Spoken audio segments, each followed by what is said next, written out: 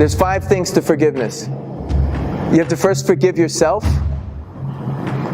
Then the second thing is you have to forgive others. Then you have to forgive the situation.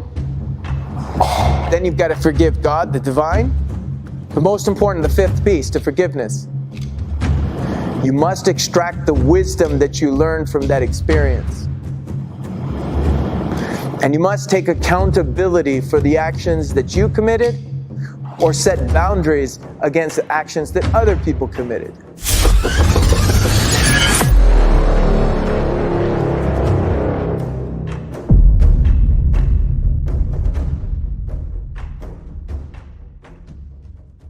I'm waking up and looking at, I look at that picture, and I'm like, man, that dude, he thought he was a G. He thought, man, he had this false sense of like confidence that was insane. She just had to build it up. But none of it was real, but it allowed me to get through those stages. So I honor that version of me. Until I understood, okay, there's more than this. Because it got me to that point. Because I didn't have the tools earlier. I didn't have the support earlier. I didn't have the teachings earlier. I didn't have the guidance earlier. My dad was never around, so I thought that success was power, money, and fame, because then I'll be happy, because he was always off working to provide for us.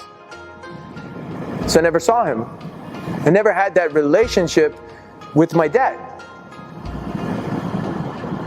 But that led me to meet all these masters around the world, so I could be mad at my dad, or I can say, wow, that was a part, because I chose my dad to be my dad in this existence so that I could learn the lessons I needed to learn to become who I'm supposed to be sitting here right now.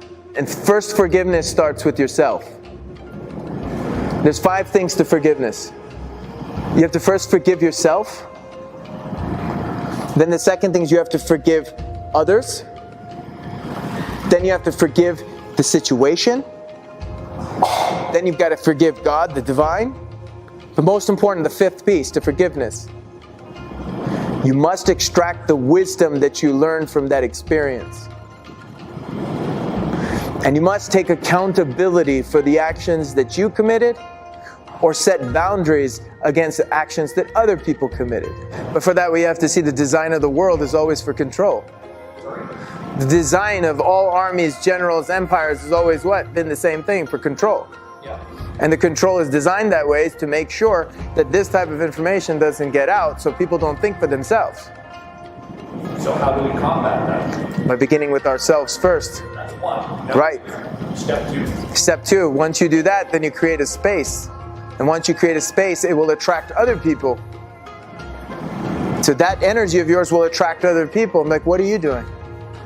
How come you didn't react to that? Why isn't this bothering you? And they're like, well, I did. Oh, tell me more about that. And like that, it grows. But you have to have the energy first for yourself and then create a space. But at the moment I go out there and I say, I have to fix the world. I have to fix these things. Yeah, because I've created an expectation. That expectation is going to create tension. I'm no longer in flow. I'm not being led where I need to go. Right? Because I want to do it. Maybe that's not what I'm supposed to do. So how can we do it? You got to get quiet enough to find out what you need to do.